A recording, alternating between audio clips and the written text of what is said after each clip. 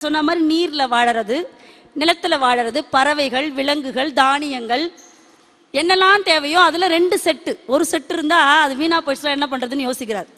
நீங்க அந்த காலத்துல எல்லாம் பாத்தீங்கன்னா ஒரு சட்டமே இருந்துச்சாம். என்ன சட்டம் அப்படின்னா, அரண்மனையினுடைய அந்த மாளிகையை விட கோயில் கோபுரங்கள் அதிக உயரமா இருக்கணுமா. ராஜா தான் மிகப்பெரிய கோடீஸ்வரன் தானே, அவனுடைய அரண்மனை ஏன் பெருசா இருக்கக்கூடாது? ஏன் அப்படி கோயில் கோபுரங்களை பெருசா வச்சாங்க அப்படின்னா, அந்த காலத்துல நாடோடி வாழ்க்கை நடந்துதான் ஒரு இடத்துல இருந்து இன்னொரு இடத்துக்கு. இப்ப இருக்கிற மாதிரி பஸ்ஸு, ஷேர் ஆட்டோ நினைச்சாலே எனக்கெல்லாம் பயம்தான். நாங்க சென்னையில இருக்கிறதுனால இந்த ஷேர் ஆட்டோ அதெல்லாம் இருக்குது, அதெல்லாம் அப்ப கிடையாது. எல்லாம் நடந்துதான் போகணும். அப்படி நடந்து போகும் பொழுது என்ன ஆகும் அப்படின்னா களைப்பு ஏற்படுமா. அப்படி அவங்க பார்த்துட்டே வரும்போது இந்த கோயில் கோபுரங்கள் உயரமா இருக்கு இல்லையா, அது அவங்க கண்ணுக்கு தெரியுமா. அப்ப தெரிகிற பொழுது அங்க ஒரு கோயில் இருக்கு, இருந்த ஊர்ல கண்டிப்பா மக்கள் இருப்பாங்க. கோயில் இல்லாத ஊரில் குடியிருக்க வேணாம்னு ஒரு பழமொழி இருக்கு இல்லையா. அப்ப கோபுரங்கள் இருந்துச்சுன்னா கோயில் இருக்கும், கோயில் இருந்துச்சுன்னா அங்க ஒரு ஊர் இருக்கும், ஊர் இருந்தா அங்க மக்கள் இருப்பாங்க. நம்ம போய் கொஞ்ச நேரம் அந்த இடத்துல இருந்து நம்முடைய தேவைகளை எல்லாம் முடிச்சுட்டு போலான்னு சொல்லி மக்கள் வருவாங்களாம். ஒரு விஷயம், கோயில் கோபுரங்கள் உயரமா இருந்தது. இன்னொரு விஷயம் என்ன அப்படின்னா, நீங்க பார்த்துருப்பீங்க கோயில் கோபுரத்துல 5 கலசம் வச்சிருப்பாங்க. அந்த கலசத்துக்குள்ள என்ன இருக்குன்னு நினைச்சிட்டு இருக்கீங்க?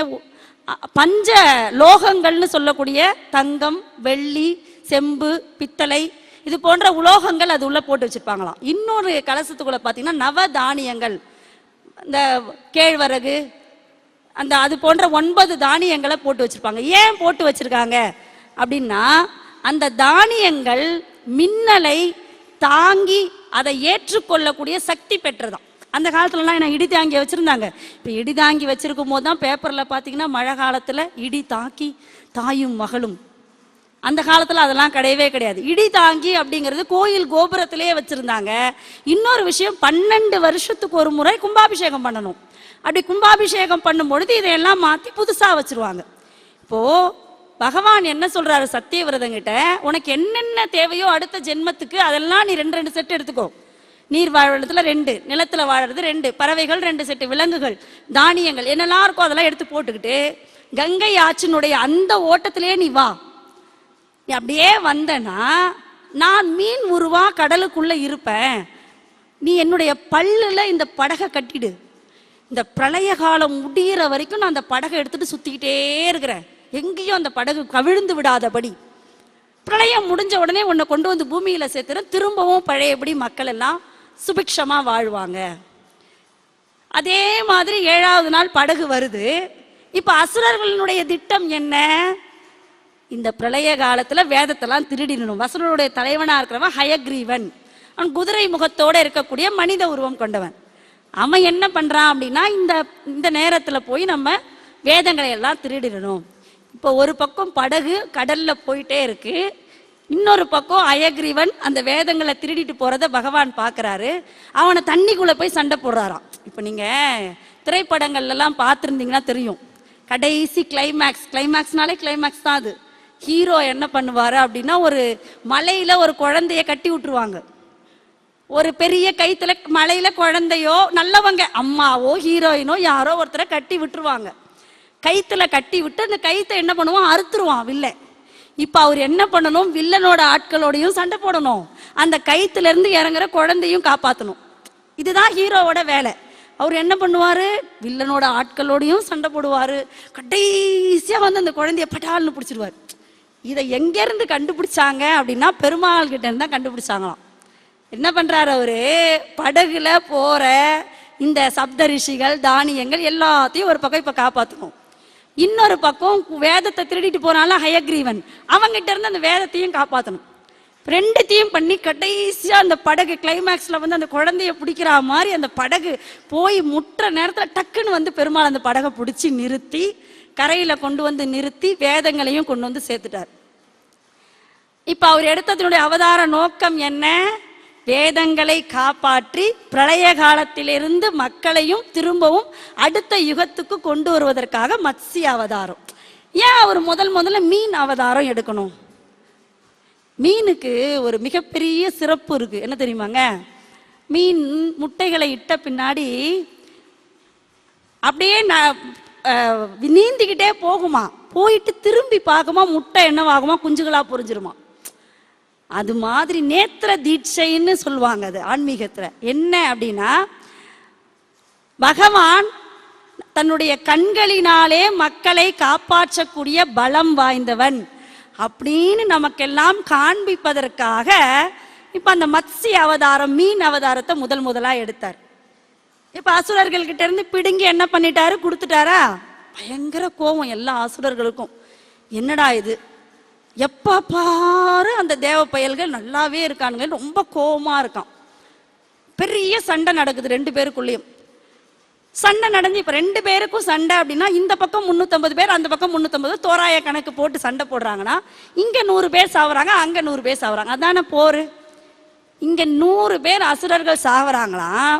அசுரர்களுடைய குரு சுக்கராச்சாரியார், அவருக்கு மிருத்த சஞ்சீவனி அப்படிங்கிற ஒரு மந்திரம் தெரியுமா. அந்த மந்திரத்தினுடைய சிறப்பு என்ன அப்படின்னா, நல்லா அறுபட்டு கூழாய் கூட ஒரு மனுஷன் இருக்கட்டுங்க, அவனை அள்ளி கொண்டு வந்து வச்சாருன்னா அப்படியே மனுஷனா மாத்திட்டு வரான். இப்போ தேவர்கள் அசுரர்கள் 100 பேர் செத்துடுறாங்க, இந்த பக்கம் 100 பேர் தேவர்கள் செத்து போறாங்க. இந்த 100 பேரையும் இந்த மனுஷன் மறுபடியும் உயிராக்கிறார். இப்போ என்ன கணக்கு, இங்க 250 ஆயிடுச்சு, இங்க 350 ஆயிடுச்சு. கணக்கு பாடம் நடத்துறீங்களா கேட்கக்கூடாது, அப்படி சொன்னா தானே புரியும். அப்ப இங்க என்ன ஆகுது, மைனஸ் ஆயிட்டே போகுது, இங்க பிளஸ் ஆயிட்டே போகுது. என்ன பண்றதுனே புரியல. இப்போ நம்ம இந்த உலகத்தினுடைய சூட்சுமம் என்ன தெரியுமாங்க, இன்பம் துன்பம் ரெண்டும் கலந்துதான் இந்த உலகம். இப்போ முன்னாடி எல்லாம் பாத்தீங்கன்னா, இப்ப நான் சொல்லிட்டு இருந்தேன், அசுரலோகம் தேவலோகம் ரெண்டு இருந்தது. உலகத்தினுடைய ஒரு பகுதியில தேவர்கள் இருப்பாங்க, இன்னொரு பகுதியில அசுரர்கள் இருப்பாங்க. இன்னும் கொஞ்ச நாள் கழிச்சு போய் இது அப்படியே மாறுச்சு, உல்டாவாச்சு. எப்படி அப்படின்னா, ஒரே உலகம். ராவணன் இலங்கையில இருந்தா, ராமர் அயோத்தியில இருந்தார். அப்ப கெட்டவங்க எல்லாம் உலகத்தினுடைய வேறு வேறு உலகத்துல இருந்தாங்க ஒரு காலத்துல. அடுத்த இதுல பாத்தீங்கன்னா, உலகத்தினுடைய ஒரு பகுதியில கெட்டவங்க, ஒரு பகுதியில நல்லவங்க. அதுக்கப்புறம் பாத்தீங்கன்னா, மகாபாரதத்துல எடுத்தீங்கன்னா ஒரே குடும்பம், அண்ணனுங்கள்லாம் பங்காளிங்கள்லாம் கெட்டவன், பங்காளிங்கள்லாம் நல்லவன். கௌரவர்கள் எல்லாம் கெட்டவங்க, பாண்டவர்கள் எல்லாம் நல்லவங்க. அப்போ வேறு வேறு உலகத்தில் இருந்த கெட்டவர்கள் நல்லவர்களும், ஒரே உலகத்தின் வேறு வேறு பகுதியில் இருந்த கெட்டவர்களும் நல்லவர்களும், ஒரே குடும்பத்திலே இருக்கக்கூடிய கெட்டவர்கள் நல்லவர்களும் போய் இப்ப ஒரே மனுஷனுக்குள்ள கெட்டவன் நல்லவன் வந்துட்டானா இல்லையா. காலையில இருந்து பாத்தீங்கன்னா ரொம்ப பக்தியோட சிரத்தையா இருப்பான், சாயந்தரம் 6 மணிக்கு மேல மார்க்கமா இருப்பான். சில பேர் பார்த்துருக்கீங்களா, அது எந்த மார்க்குக்கெல்லாம் போவான்னு தெரியாது, மார்க்கமா மாறிடுவான். அப்ப ஒரே மனுஷனுக்குள்ள கெட்டவன் நல்லவன் எல்லாரும் இருக்கக்கூடிய ஒரு உலகமா மாறிட்டு இருக்கு. இப்போ இந்த மாதிரி ரெண்டு பேர் இருக்கும்போது இப்ப பிரச்சனை என்ன ஆயிடுச்சு, அவங்களுடைய எண்ணிக்கை ஏறிக்கிட்டே போகுது. அசுரர்களோட எண்ணிக்கை, தேவர்களோட எண்ணிக்கை குறைஞ்சிக்கிட்டே போகுது. பாப்புலேஷன் ரொம்ப கம்மி ஆயிடுச்சு, கவலை அதிகமாயிடுச்சு இவங்களுக்குள்ள. என்னடா பண்றது, அதுக்கு தான் நம்மால் இருக்காரு, வா பெருமாள்கிட்ட போவோம். நேராக பெருமாள்கிட்ட போனாங்க. இந்த மாதிரி பாருங்க, அவங்களுடைய எண்ணிக்கை அதிகமாயிட்டு, ஏதாவது பண்ணுங்க. உங்களுடைய குரு பிரகஸ்பதி இருக்கிறார்ல, அவருடைய குரு சுக்கராச்சாரியார், தேவர்களோட குரு பிரகஸ்பதி இருக்கிறார்ல, அவர்கிட்ட போய் ஐடியா கேளுங்களேன் அப்படின்னார். பிரகஸ்பதி கிட்ட ஐடியா கேட்ட உடனே அவர் சொன்ன, செய்ய என் பையன் கசன் இருக்கிறான், அவனை நான் இதே மாதிரி மிருத்த சஞ்சீவனி மந்திரத்தை கத்துக்க சொல்லி நான் சுக்கராச்சாரியர்கிட்ட அனுப்புறேன் அப்படின்னு சொல்லி சுக்கராச்சாரியர்கிட்ட அனுப்பிட்டார். அவனும் போய் கத்துக்கிட்டான். அது தனி கதை, அதுக்கு ஒரு நிகழ்ச்சி ஏற்பாடு பண்ணாதான் பேச முடியும். அவன் என்ன ஆகுது அப்படின்னா, அவன் அந்த கலையை கத்து தேவையான நேரத்தில் அது பயன்படாதுன்னு ஒரு சாபம் வாங்கிட்டு வந்துட்டான் அவன். இப்போ யோசிக்கிறாங்க, என்னடா அது இருந்த ஒரு நம்பிக்கையே போயிடுச்சு, இப்போ என்ன பண்றது அப்படின்னு யோசிக்கிறாங்க. திரும்பவும் பெருமாள், நீங்க சொன்ன விஷயம் தான் நாங்க பண்ணோம், ஆனா அதுவும் ஒன்றும் சரிப்படலை, வேற ஏதாவது பிரச்சனை. ஒரே ஒரு விஷயம் என்னன்னா, பார்க்கடல்ல அமிர்தம் இருக்கு, அந்த அமிர்தத்தை எடுத்து நீங்க சாப்பிட்டீங்கன்னா உங்களுக்கு சாவே வராது. அப்புறம் மிருத்த சஞ்சீவனியோடைய அந்த மந்திரம்லாம் இன்னும் ஒன்றும் உங்ககிட்ட எந்த பாச்சாவும் பலிக்காது. அப்படியா, சரி, எவ்வளோ கஷ்டப்பட்டாலும் அதை நாங்கள் கடையிறோம் அப்படின்னு சொல்லி தெரியாம வாக்கு கொடுத்துட்டாங்க. நம்ம சில சமயம் அப்படிதான் பண்ணுவோம், செஞ்சு முடிச்சிடுறோம் அப்படின்னு தெரியாதனமா வாக்கு கொடுத்துட்டோம்னா அப்புறம் மாற்ற கதையெல்லாம் இருக்கு, அது இதுல தான் மாட்டிப்பாங்க. இப்போ பார்க்கடலை கடையணும், ஒரு சின்ன பாத்திரத்துல பருப்பு இருந்ததுனாலே, இப்பெல்லாம் பருப்பு கடையிற மத்தெல்லாம் எல்லாம் மிக்சி தான், சர்ன்னு ஓட்டி சாம்பார் வச்சிடுறது. அந்த மத்து அதெல்லாம் இப்ப இருக்கிற குழந்தைங்களுக்கே தெரியாது. உண்மையிலேயே அவங்களுக்குலாம் என்ன இருக்கு. என்னுடைய தோழியினுடைய மகள் அவ ஃபாரின்ல இருக்கா. அந்த பிள்ளை ஃபோன் பண்ணியிருந்தது, போன சித்திரை திருவிழாவுக்கு நான் வரேன் அப்படின்னு ஃபோன் பண்ணியிருந்தா அவ. அப்போ அந்த பொண்ணு என்கிட்ட ஃபோனில் பேசிச்சு, ஆண்டி நான் இந்தியாவுக்கு வர போகிறேன், அப்படியே கண்ணு உனக்கு என்ன வேணும் சொல்லு, ஆண்டி வாங்கி தரேன் அப்படின்னு. இல்லை எனக்கு எதுவும் வேணா, இந்த இந்தியாவில் உரல் அம்மின்லாம் சொல்கிறாங்களே அதெல்லாம் தான் நான் பார்க்கணும், அது எப்படி இருக்கும்னு கேட்டுச்சு. அது எங்கள் வீட்டிலே இல்லைன்னு எப்படி நான் சொல்ல முடியாது கிட்ட. சரி வாமா நானும் படத்தில் காமிக்கிறேன் அப்படின்னு. இப்போ அந்த மாதிரி இந்த மத்து இந்த சட்டி இதெல்லாம் இப்போ இருக்கிற பிள்ளைங்களுக்கு தெரியாத போயிடுச்சு. இப்போ அந்த பார்க்கடலை கடையணும் அப்படின்னா மத்து தேவை. மத்தா எதை வைக்கலாம் அப்படின்னோடனே தேவர்கள் சொல்றாங்க, மந்திரமலையை விட பெருசா இருக்கணும் அந்த மத்து, அப்பதான் பார்க்கடலுக்குள்ள கடைய முடியும். உடனே பெருமாள், மந்திரமலையை விட பெருசா ஏன் போறீங்க, மந்திரமலையை எடுத்துக்கோங்க அப்படின்னு. சரி கடையறதுக்கு மத்து கிடைச்சிருச்சு. இப்போ மத்த அவ்வளோ பெரிய மத்தை கையை வச்சு நம்ம பிடிக்க முடியாது. அதுக்கு என்ன பண்ணணும், அதுக்கு ஒரு கயிறு வேணும்ல. உடனே பெருமாள் அதுக்கும் ஐடியா கொடுத்துட்டாரு. வாசுகி பாம்பை கேட்டு பாருங்க, அதுதான் நீளமா இருக்கு, அதை வச்சு கடைஞ்சிக்கலாம். அப்ப வாசுகி பாம்பு கிட்ட போய் கேட்டாங்க, அதுவும் சரி. இப்ப மத்து ரெடி ஆயிடுச்சு, கயிறு ரெடி ஆயிடுச்சு. இப்போ ரெண்டு பக்கமும் இருந்து கடையணும், பிடிச்சிக்கணும் இல்லையா. அந்த கயிறு இழுத்தல் போட்டின்னு ஒண்ணு இப்ப நடத்துறாங்க பாருங்க. அதெல்லாம் முதல்ல ஆரம்பிச்சது எதுன்னா இந்த அவதாரம், பெருமாளுடைய அவதாரத்துல தான் கயிறு இழுத்தல் போட்டி. இப்ப அதான் நடக்க போகுது. இப்ப ரெண்டு பக்கமும் அந்த கயிறை பிடிச்சிக்கிறாங்க. பிடிச்சிக்கிறதுக்கு ஆள் வேணும் பார்த்தா தேவர்கள் வந்து நிக்கிறாங்க. ரொம்ப பாப்புலேஷன் தான் கம்மி ஆயிடுச்சு அங்கதான். இப்ப என்ன பண்றது, பெருமாள் சொல்றாரு, இதுல அசுரர்களையும் சேர்த்துப்போம் நம்ம. ஐயோ அசுரர்களையும் சேர்த்தா அவங்களுக்கு இல்ல அமிர்தத்தை கொடுப்போம். யோ முதல்ல கூட்டணியை வைப்போம், தொகுதி பங்கீடெல்லாம் அப்புறம் பார்த்துப்போம். முதல்ல தேர்தல் உடன்பாடு போட்டதே நம்ம பெருமாள் தான். கொள்கையாவது நமக்கு தேவை அமிர்தம்.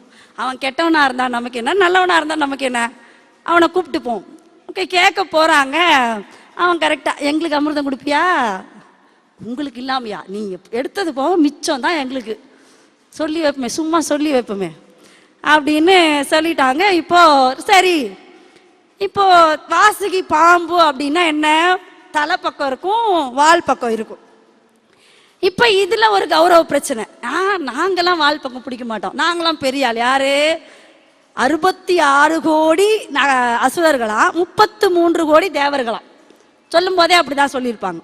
நாங்க தான் ஸ்ட்ரென்த்ல அதிகம், நாங்க தான் தலைப்பக்கம் பிடிச்சிப்போம். இப்ப திரும்பவும் பெருமாள்கிட்டே கேட்கறாங்க, எல்லாத்துக்கும் அந்த மனுஷன் தான். பிடிச்சிக்கிட்ட முடியா, அதுலயும் ஒரு சூட்சுமம் இருக்கு. எப்பவுமே நம்ம எதையுமே நம்ம வந்து சாதாரணமா நினைச்சிடக்கூடாது. அந்த மாதிரி நினைச்சாலே பின்னாடி பெரிய பிரச்சனை வரும்னு அர்த்தம். நீங்க மகாபாரதத்துல பாத்தீங்கன்னா கிருஷ்ணர்கிட்ட போய் அர்ஜுனனும் துரியோதனனும் போயிட்டு படைக்கு ஏதாவது கொடு, நாங்க போர் ரெடி பண்ண மனுஷனே அவரு தான். அவர் பண்ணி மதியம் தூங்குவாரு கிருஷ்ணன். இவங்க ரெண்டு பேரும் மண்டையை பிச்சுக்கிட்டு ஏதாவது நம்ம போர் பண்றதுக்கு இந்த மனுஷன் உதவி பண்றான்னு 2 பேரும் போறாங்க.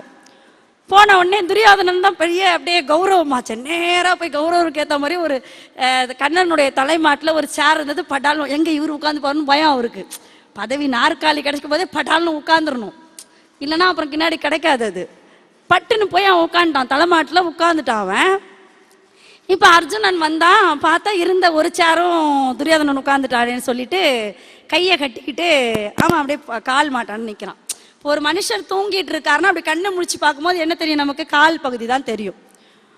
அண்ணே கண்ணை அப்படி முழிக்கிறார். அவர் எங்க தூங்கினாரு, அவர் தான் நடிப்பின் திலகமாச்சே.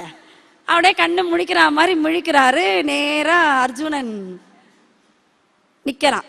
என்ன அர்ஜுனா உன்னையுமா, இல்ல நான் தான் ஃபர்ஸ்ட் வந்தேன், பின்னாடி உட்காந்து துரியோதனன் வேகமா எங்க அவன் ஏதாவது கேட்டு நமக்கு முந்திக்கு போறான்னு முன்ன நான் தான் முதல்ல வந்தேன் அப்படின்னு தலைமாட்டாண்ட உட்கார்ந்ததுனால இவர் பெரிய ஆளாயிட்டார். அப்ப நான் தான் முதல்ல வந்தேன். சரி உனக்கு என்ன வேணும் கேளு, இப்ப போர் நடக்க போதும், அதுக்கு தானே 2 பேரும் வந்திருக்கீங்க, என்ன வேண்டும் கேள் அப்படின்னோடனே, எனக்கு உன்னிடம் இருக்கக்கூடிய அத்துணை படைகள் பலத்தையும் எனக்கு நீ கொடுக்கணும் அப்படின்னு சொன்ன உடனே எல்லாத்தையும் வாங்கிட்டான். இப்ப என்ன இருக்கு கிருஷ்ணர்கிட்ட, உடனே உனக்கு சந்தோஷம், சே நம்ம இருந்த மொத்தத்தையும் வாங்கிட்டோம், அர்ஜுனனுக்கு எதுவுமே கிடைக்காது, அப்பா இப்பதான் நிம்மதி அப்படின்னு பெருமூச்சு விட்டானா. இப்ப அர்ஜுனனை பார்த்து இவர் கேட்கிறாரு, இவர்கிட்ட தான் இப்ப ஒண்ணுமே இல்லைல்ல, இதெல்லாம் குசும்பு தானே, ஆனா கேட்கிறாரு என்ன வேணும். உன்னை தவிர எனக்கு வேறு என்ன வேண்டும் பரந்தாமா அப்படின்னு சொன்னானாம். இப்போ எதையுமே பாருங்க, கால் மாட்டான தானே நிக்கிறோம், அது கௌரவ குறைச்சல் நினைக்காம பாருங்க, அவனுக்கு கிருஷ்ணனே அவன் கூட வந்தான் கடைசி வரைக்கும். அது மாதிரி இவங்க என்ன பண்றாங்களா, எனக்கு நான் வால் பிடிக்க மாட்டேன் அப்படின்னு சொன்ன உடனே தலைப்பக்கம் பிடிச்சிக்கிட்டு உடியான்ட்டாரு பெருமாள். ஏன்னா பின்னாடி நடக்க போறது அவருக்கு தான் தெரியும். இப்ப எல்லாரும் சேர்ந்து 1000 வருஷம் கடையிறாங்க கடையிறாங்க கடையிறாங்க. 1000 வருஷத்துக்கு அப்புறம் வந்துருச்சு என்ன, ஆழகால விஷம், அமிர்தம் வரல. எப்பவுமே அது என்ன அப்படின்னா, நம்ம இப்ப நீங்க பஸ் ஸ்டாண்ட்ல கூட போய் நில்லுங்களேன், நமக்கு என்ன பஸ் தேவையோ அதை தவிர எல்லா பஸ்ஸும் வரும். அதுவும் இந்த பேங்க்ல லைன்ல நில்லுங்களேன், நம்ம டேர்ன் வரும்போது தான் அந்த அம்மா ஃபோன் பேசும், இல்லைன்னா அவசரமா எழுந்து போவோம், இல்லைன்னா லஞ்ச் பிரேக் போர்டு வச்சிருவாங்க. என்னடா இது சோதனை நம்ம நிறைய இடத்துல நினைப்போம். அது மாதிரி ஆழகால விஷம் வந்துருச்சு. இப்ப பாக்குறாங்க, ஐயோ என்னடா இது, நம்ம அமிர்தம் வரும்னு நினைச்சா ஆழகால விஷம் வந்துருச்சு, என்ன பண்ணலாம் இந்த விஷயத்த? எல்லாத்தையும் பெருமாள்கிட்ட தானே கேட்குறோம், இதையும் கொண்டு போய் பெருமாள்கிட்ட கொடுத்தா அந்த மனுஷன் கண்டிப்பா அடிச்சு தொலைச்சிருவாரு. இப்ப ஒருத்தர் யாரு பேலன்ஸா இருக்காங்க, நம்ம சிவபெருமான் தான். அவர்கிட்ட போயிட்டு இந்த ஆழகால விஷயத்த தயவு செய்து எடுத்துக்கோ. நீங்க ஒரு ரூபா நோட்டு செல்லலைன்னா கூட பாருங்க, முதல்ல ரூபா நோட்டு செல்லலைன்னா நம்ம கொண்டு போய் கொடுக்கறது பஸ் கண்டக்டர் தான். அவர் கூட்டத்தில் வாங்கி போட்டு பாருன்னு ஒரு நினப்பு. ஆனா அவர் இப்படி எடுத்து பார்த்துட்டு என்ன ஈனாவன மாதிரி தெரியுதா, எப்படியா செல்லும் அப்படின்னு திருப்பி கொடுத்துருவாரு. அதை எத்தனையோ நாட்டார் கடையில் மாற்ற முயற்சி பண்ணுவோம், அது முடியாது. சரி கடைசியில் கோயில் உண்டலையாவது போட்டுருவோம். நம்ம கடைசியா செய்யற வேலை அதுதான். அது மாதிரி இப்ப எங்கேயுமே செல்லுபடி ஆகலையா, சரி கடைசியில் கொண்டு போய் சிவபெருமான் கிட்ட கொடுத்துருவோம்.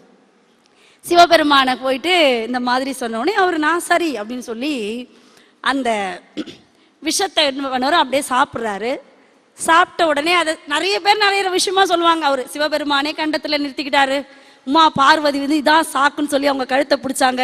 பொம்பளைங்க எப்பவுமே புருஷன் கழுத்தை எப்படா பிடிப்பாங்கன்னு சான்ஸ் பார்த்துட்டே இருப்பாங்க, அப்படி பிடிச்சாங்க அப்படிலாம் சொல்லுவாங்க. அது நிறைய பேர் நிறைய விதமா சொல்லுவாங்க. ஆனாலும் நஞ்சு கழுத்தோட நின்றுடுச்சு.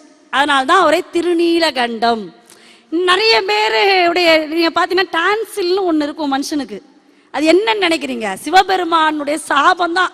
ஒரு மனுஷனுக்கு நான் மட்டும் விஷத்தை சாப்பிடுவேன், நீங்க மட்டும் நல்லா வாழ்வீங்களான்னு நிறைய எல்லாருக்குமே அந்த டான்சில் அப்படிங்கிற ஒரு உறுப்பு இருக்கும். அது சில பேருக்கு அதிகமாயிடுச்சுன்னா அந்த அந்த தொண்டை சம்பந்தமான அந்த வியாதி வரும். இப்ப திருநீலகண்டமா ஆயிட்டாரு, இப்ப போயிடுச்சு. இப்ப அடுத்தது ஒண்ணா வர ஆரம்பிக்கிறது. அடுத்ததா என்ன வந்தது அப்படின்னா காமதேனு பசு, கேட்டதெல்லாம் கொடுக்கக்கூடிய காமதேனு பசு. இதுல வர ஒரு விஷயமும் பாருங்க அவதாரத்துல ஒரு இடத்துல வந்துடும். இப்ப காமதேனு பசுவை ஒரு முனிவர் வாங்கிட்டார். அது எந்த முனிவர் நம்ம அடுத்து வரக்கூடிய அவதாரங்கள்ல பார்க்கலாம். இப்ப அந்த முனிவர் வாங்கிட்டாரு. அதுக்கடுத்து வரக்கூடிய உச்சை சிரவம் அப்படிங்கிற ஒரு வெள்ளை குதிரை வருதான், அத மகாபலி சக்கரவர்த்தி வாங்கிட்டா அவர் அடுத்து ஒரு அவதாரத்துல வருவாரு. அதற்கடுத்து பாத்தீங்கன்னா கற்பக விருட்சம் வருது, அதையெல்லாம் தேவர்கள் எடுத்துக்கிட்டாங்க. இப்படி ஒரு இதுவா வந்துட்டே இருக்கும் போது கடைசியா மகாலட்சுமி, அடுத்ததா மகாலட்சுமி யாரு, பெருமாளினுடைய மனைவி. அதனாலதான் அலைமகள்னு சொல்லுவோம். அவ கடல்ல இருந்து வந்ததுனால அவருக்கு பேர் அலைமகள். மகாலட்சுமி வராங்க, அவங்க சுயம்வரம் நடத்துறாங்க. அப்பவே மகாலட்சுமிக்கு டைரக்டா அவங்க கல்யாணம் பண்ணிக்கல பெருமாள், அதை நம்ம யோசிக்கணும். ஒரு ஃபர்ஸ்ட் முனிவரை பாக்குறாங்க, இவங்கெல்லாம் கோவப்படுவாங்க, அப்படி இருக்கிற மாதிரி இருப்பாங்க, தவம் பண்ணுவாங்க, திடீர்னு இருந்தாலும் கோவப்படுவாங்க, வேணாம். அடுத்து அசுரர்களை பார்க்க, ஐயோ இவங்களுக்கு கெட்டதை தவிர ஒன்றும் தெரியாது. தேவர்களை பார்க்குறாங்க, இவங்க நல்லதுதான், ஆனால் ரொம்ப பயந்தாங்கொழிங்களா இருக்கிறாங்க. இப்படி ஒருத்தரையும் அந்த அம்மா அப்படியே மாலை எடுத்துட்டு ரிஜெக்ட் பண்ணிக்கிட்டே வருது. கடைசியில் பெருமாளை பார்த்து அப்படியே மாலையாக்கி அவர் உடனே தன்னுடைய நாவில் அந்த அம்மாவை லக்ஷ்மியை கொண்டு வந்து வச்சுக்கிட்டாரு.